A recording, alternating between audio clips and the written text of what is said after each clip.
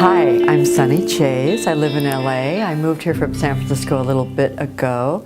I have a radio show called The Sunny Chayes Show at UBN, and I'm a social activist. I'm a mom of two, and my main passion is really social activism and where it starts in the home and then goes all the way out globally. So I'm so grateful to be having this conversation with you guys because I do feel like there's so much polarization with being a mom in this world, in the modern world, and also in the Western world, where we have a lot of pressure on us to go so many different directions. And so I just love the idea of giving you permission to listen to your heart always, always. That is your guiding star. And you will feel when you're a little off course, and especially the more that you're on your course, and then when you do veer a little left or right, your kids will let you know and you'll feel it. Tune into that like a spiritual practice and give yourself permission to allow that to be, again, your guiding light, your guiding force, and your kids will be so much happier for it because they will again feel the trust, they'll feel the love, and they'll feel the peace. And it is so much easier. It takes so much less effort to be coming from that place than to be second guessing and to be hearing other voices and to be off your center. So to be an effortless experience, to have an effortless experience with your kids is doable. It is beable. It is havable. And I'm here to tell you that I have experienced it. It doesn't have to be tough. It doesn't have to be all of the things that people say about the kids pulling away and being like that. It can be a beautiful ride from the beginning until the end. In the process of raising my two boys, Palmer and Chandler, I learned so much about myself having them. One of the things that always came first for me, there are many priorities that I think moms and dads have in families, and for me it was always people, family, and friends came first. To this day, my kids, the relationships that they have with their friends, and that they're now older, are so close. It is incredible the loyalty they feel from their friends at this point. I mean, I would say the specific stories about how friends came first was just that it was about the humanity, and I saw many people with different ways of raising their kids, and certain things were super important, like making sure they got good grades or making sure that they were in at a certain time or did something with sports. And for some reason for me, it started really when I had my first son, because I was really aware of sharing manners and decorum and respect with him. Even when he was 9 months old, we'd be sitting playing, doing brio or doing a puzzle, and the phone would ring, and then I would just say to him, Palmer, okay, I'll be right back. I'm going to go answer the phone and then we'll continue playing. And I would just, even though he was a little kid and most people would think he doesn't even understand what I'm saying, that just came out of me. It just didn't make any sense to treat him with less respect than I would a dear friend I was having tea with. It was another thing that was extremely important to me, that we always included everybody. So if my son had a friend who had a little brother, it was like, you know what, the little brother's coming too. Or the little sister, it was just the way it was. It was like, we're all going, we're not leaving people out. We just could not leave people out. It just didn't feel natural or right. And so they learned that at a very early age, to not exclude, and I mean, it kind of weaves right into prejudice and things like that now, is where they're really clear about when anybody uses any kind of prejudice language at all, they school them right away. If somebody says anything that sounds the least bit racist, they school them right away, right on the spot.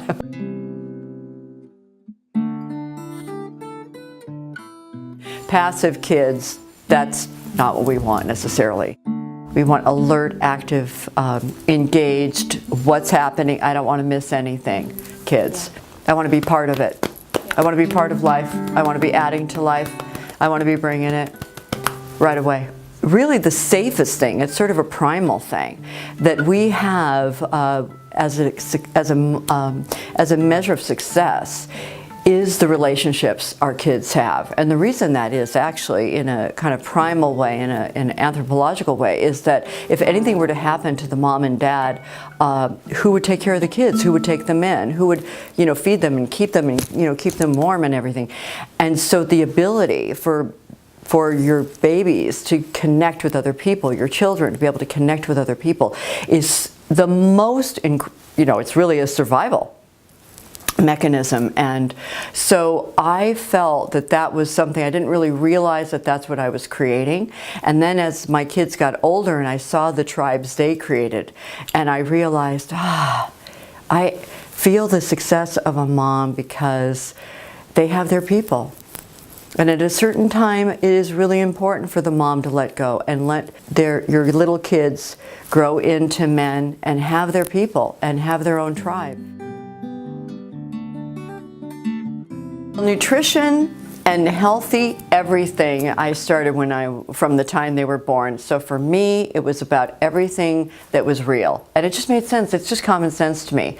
So I gave them things, water and all of that in glass. I had never used plastic. They didn't even know what a paper napkin was because I made their napkins out of cloth. And so they called them nose cloths or napkins. I loved all of their toys were wooden.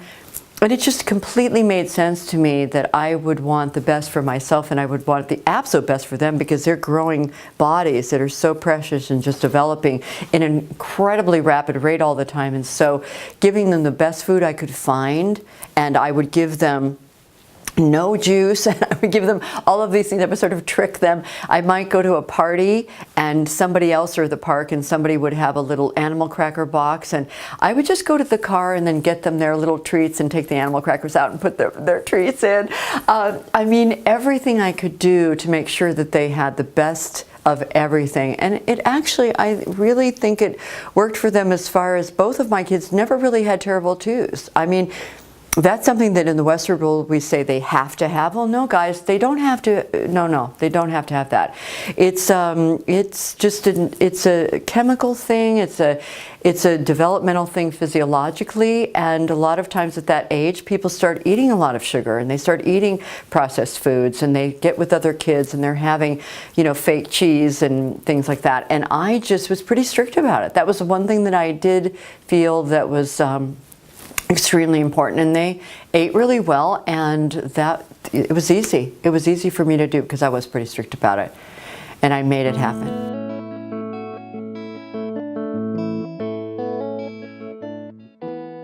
I was really interested in physiology and biology, and I was kind of what we used to call a health nut back in the day.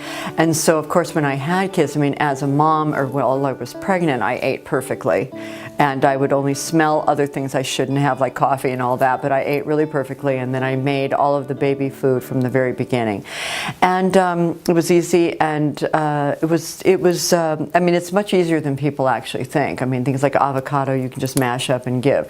And I noticed that the temperament of both of my kids was very peaceful, and other people noticed that too. It's like, wow, Palmer, for example, is so active, and he's so bright, and he's so alert and paying attention, and yet he has this sort of calm disposition, and the doctors always noticed that too. It was they found it really odd, and yet he was way ahead of things like stacking things and doing all the developmental things that they expect.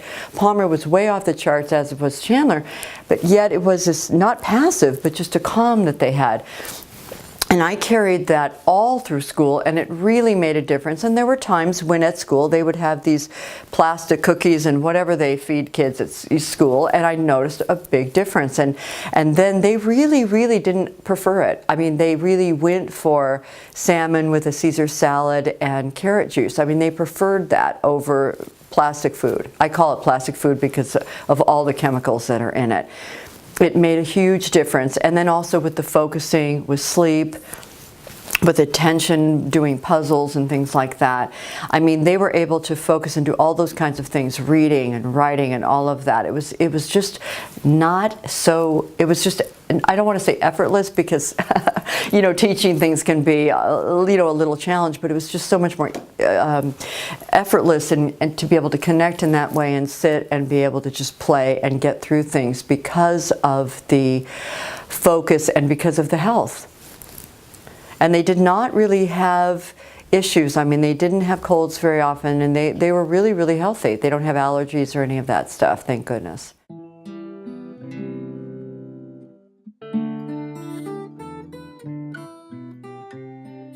Guys, I feel like I'm on a little bit of the other side of it in a way, because I know I'm talking to people who have 3-year-olds and 5-year-olds, and I have 26-year-olds and 21-year-olds, and I feel like I want to give you the permission to allow yourself to really listen to your heart and to really go with that and know that all will be well. And I am here to tell you that it really, really happens. And now where I am with my kids is we have such a friendship. And they can come to me and they can tell me how they traveled to Japan and what went on there, or how they're trying a new artistic project, or they're doing something with computers. And they come to me with excitement and not this sort of expectation that I'm going to judge them. It's just very open, and we can break bread together and we can talk about these things and we can laugh, and they feel the love and they feel the wonder from me and the kind of curiosity I have, because they are forging new land. A lot of stuff I don't even know about. I don't even understand.